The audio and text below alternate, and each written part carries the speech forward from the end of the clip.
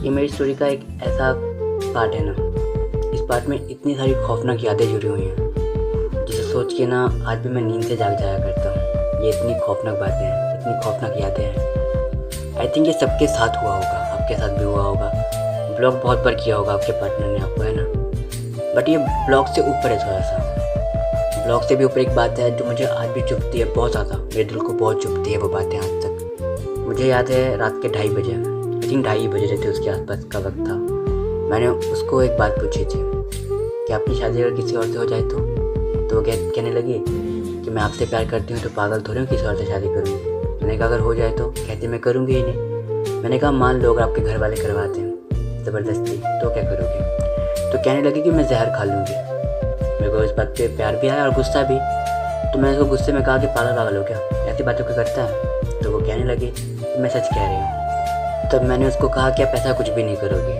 अगर आपके घर वाले आपकी शादी ज़बरदस्ती कहीं और करवा देते हैं तो आप चुपचाप कर लोगी। तो वो कहने लगी आपका दिमाग तो मुँह ख़राब हो गया मुझे लगता है, ठीक है अगर आपको मेरे साथ नहीं रहना ना तो मुझे बता दो, मैं चली जाती हूँ, है ना, ऑफलाइन। मुझे लगता है कि आपको मुझसे ब्रेकअप चाहिए। उसने मुझे ऐसा कहा। मैंने कहा पागल हो गई हो कि ऐसा कुछ भी नहीं, ऐसा कुछ, ठीक है। तो इस टॉपिक पर ना बहुत देर तक बात की हम लोगों ने, बहुत गुस्से हुए, फिर नॉर्मल हो गए थे हम लोग। रात के आई थिंक 3:30 के आसपास हम लोग नॉर्मल हो गए थे, पहले की तरह सही से बात करने लगे थे एक दूसरे से, ठीक है। तो फिर मुझे उसके ऑफलाइन जाने के बाद ख्याल आया कि सच में वो मेरे लिए इतना कर सकती है, क्या सच में इतना प्यार करती है? और मुझे इस बात पे यकीन भी था कि पहले सच में बहुत प्यार किया करती थी वो मुझे। पर अब समझ में आता है कि ये सिर्फ बातें थी, बातें, उससे ऊपर कुछ भी नहीं। तो इस स्टोरी पे ना मैंने एक नज़्म लिखा था उसके लिए।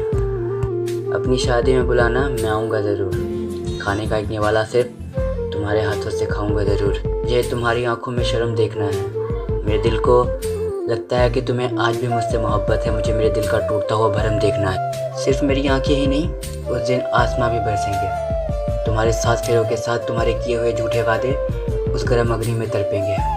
खैर तुम्हारी शादी है, मैं दोनों हाथ भर कर लाऊंगा। एक हाथ सिंदूर, एक हाथ जहर लेकर आऊँगा।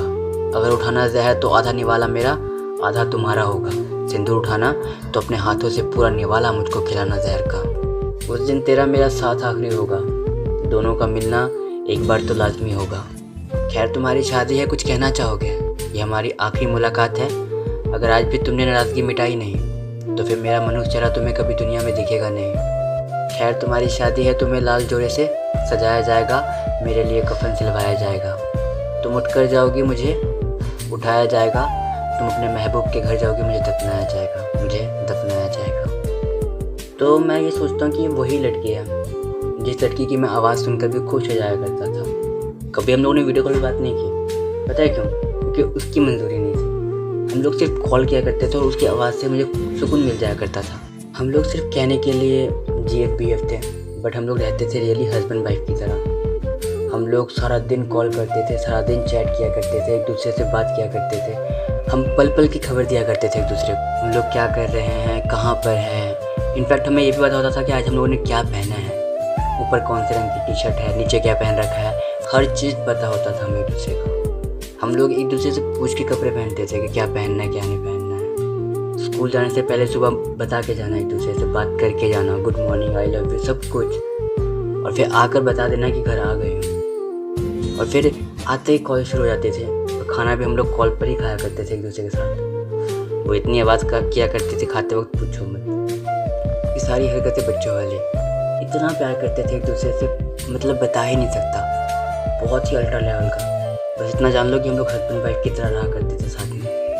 और वो ना बहुत ज़्यादा संस्कारी थी, बहुत ज़्यादा, मतलब पूछो ही मत। मैं कभी कभी मतलब थोड़ा बिगड़ जाया करता था और उसको कुछ मतलब कहा करता था ये वैसा वैसे ही कि ये करो वो करो, तो वो मुझको ना डांटने लग जाया करते थे, कहा करते थे कि आप ना सुधर जाओ वरना मैं वहाँ आके आपकी टांगे तोड़ दूँगी और सच में आपको 4थे फ्लोर पर ले जाके वहाँ से नीचे फेंक दूँगी। बहुत ज़्यादा बिगड़ते जा रहे हो, अब तो सुधर जाओ, ठीक है ना, वरना देख लो मुझसे बड़ा कोई नहीं होगा। जो भी करना है ना ऐसी वैसी कोई बातें तो सीधे शादी के बाद ही, शादी से पहले अगर कुछ सोचा भी ना आपने तो मैं मार मार के ना मतलब भर्ता बना दूँगी आपका बहुत कुछ। तो बहुत प्यारी लगती थी। मैं इसलिए कहता हूँ कि उसके जैसे इस दुनिया में अब मिल पाना ना बहुत मुश्किल है। वो एक लौती थी इस दुनिया में जो मुझे पसंद आई थी और पता नहीं कोई और पसंद क्यों नहीं आ रही है, नहीं आ रही तो नहीं आ रही।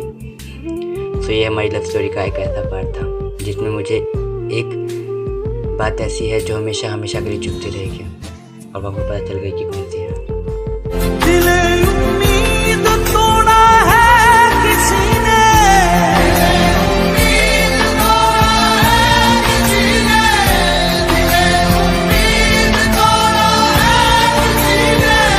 सहारा दे के छोड़ा है किसी ने।